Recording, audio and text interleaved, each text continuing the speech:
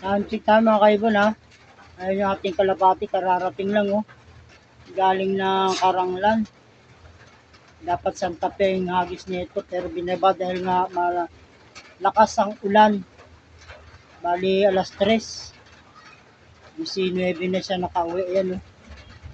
Ayan yung ating kalapati mga kaibon. Basang-basa siya.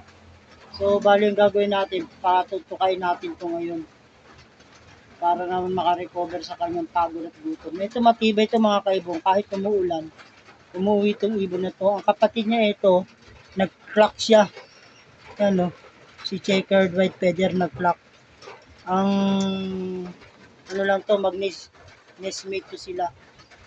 Isang itlogan lang yan sila. Bali